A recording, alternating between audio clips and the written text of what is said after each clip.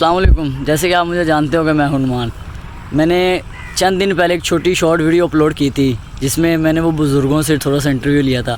आज मैं उनके पास आया हूँ और उनसे जानते हैं बाकी फसलों के। अस्सलाम वालेकुम। वालेकुम अस्सलाम। बाबा जी की हाल है? अल्हम्दुलिल्लाह। बाबा तबीयत से ठीक है? अल्लाह पाक दा बाबा जी फिर देखो जी, सब्जी तो करो ਤੁਹਾਡੀ मर्जी। सही जी।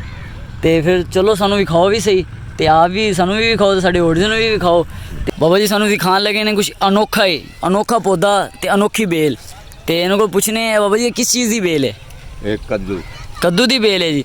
मतलब कि इनका बेल इनका की बी होंदा है कि बेल ही लिया के लानी पैंदी? बी ਹੁੰਦਾ ਹੈ। बी होंदा है जी। यही कद्दू दे मतलब सुक के बी बनता है कि पहले का ही बी होंदा है जी? ਉਹ ਮੈਂ ਤੁਹਾਨੂੰ ਦਿਖਾ ਦੇਣਾ। अच्छा जी, ਪੂਰਾ ਕੰਮ ਕਰੋ, ਅਧੂਰਾ ਨਾ ਕਰੋ। सही जी। ਇਹ ਸਾਨੂੰ ਦਿਖਾਣ ਲੱਗੇ ਨੇ ਬੀ, ਜਿਹੜਾ ਬੀ ਬਣਦਾ ਹੈ ਕੱਦੂ ਦਾ। ਇਹ ਜੀ ਪੱਕ ਗਿਆ। ਸਹੀ ਜੀ।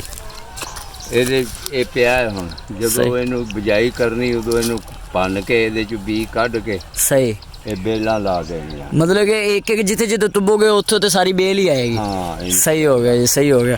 होर मेरे कहने वाला भिंडी का खड़ा है जी। ਹਾਂ ਇਹ ਪਿੰਡੀ ਹੈ। ये भिंडी का भी कोई बी होंदा है कि जी ये भी एवं ਇਹਦਾ ਵੀ ਬੀ ਹੁੰਦਾ। बी होंदा है दरख्त? सही ਇਹਦਾ ਇਹ ਆ ਬੀ ਦੇਖੋ ਜੀ, ਇਹ ਆ ਤੁਹਾਡੇ ਸਾਹਮਣੇ ਇਹ ਪਕਣਾ ਹੈ। सही।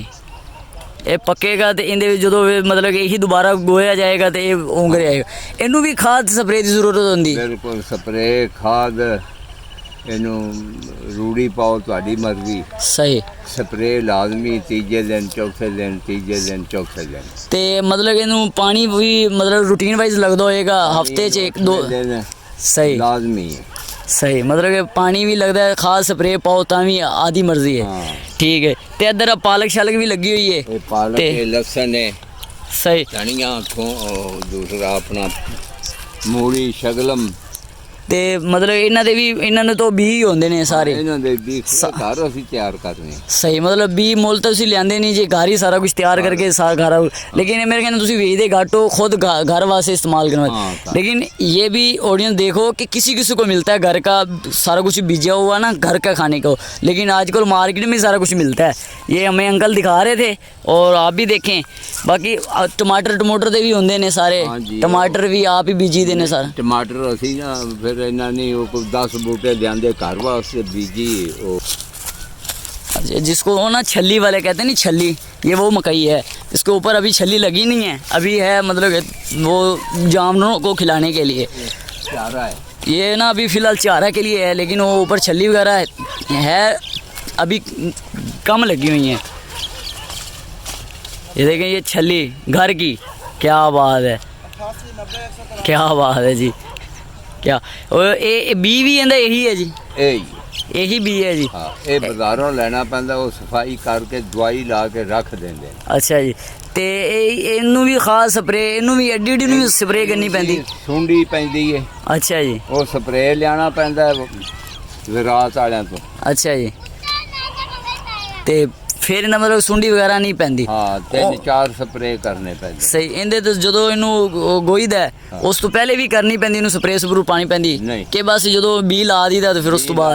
जिस वक्त लोग पानी लाया, सही। पानी लाने तो बाद इन्हू स्प्रे मारे, फिर पानी लाया स्प्रे मारे, वो जिन्ना लाओगे उन्ना फायदा है। ते जिहड़ी हुण कनक दी अगू मौसम आ रही है, हाँ जी। इहदे विच जिवें हुण अगू कनक आ रही है, हाँ जी। कनक नूं पहले ਉਹਨੂੰ ਗੋਈਦਾ ਹੈ, ਗੋਹਨ ਤੋਂ ਬਾਅਦ ਉਹਦਾ ਬੀਜ ਹੀ ਕਣਕ ਪਹਿਲੇ ਹੀ ਰੱਖਣਾ ਪੈਂਦਾ ਘਰੇ?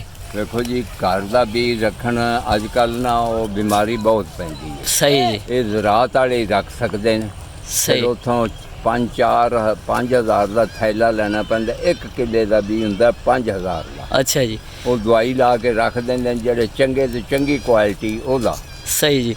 इनू हल चलाए 2-3-4 हल लाए, ला के फिर इनू बिजाई की, पानी लाया, पानी ला के जिस वक्त वत्तर आया तो रौनी करके फिर वो बीज का छट्टा दे के उत्तों 2-3 सीयां लाइया, सुहागा लाया। सही।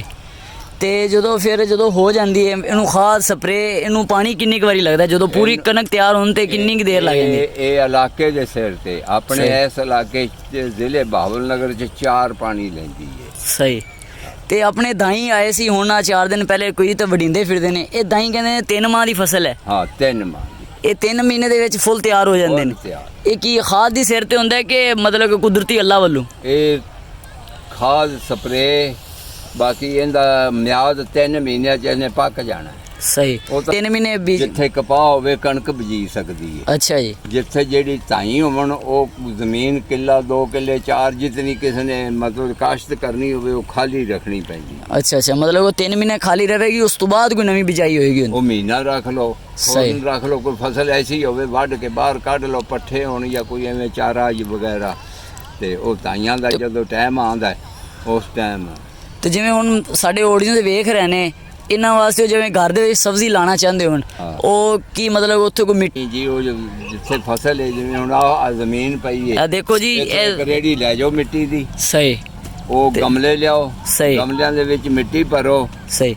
ਉਹ ਬੀ ਉਹਨਾਂ ਦੇ ਵਿੱਚ ਲਾ ਦਿਓ। ਹਾਂ, ਜਿਵੇਂ ਕਿ ਕੋਈ ਲਾ ਦਿੰਦਾ ਹੈ, ਧਨੀਆ ਲਾਤਾ, ਪੁਦੀਨਾ ਲਾਤਾ, ਮਿਰਚਾਂ ਲਾਤੀਆਂ, ਉਹ ਮਰਜ਼ੀ ਲਾ ਦਿਓ। ਸਹੀ। ਹਾਂ।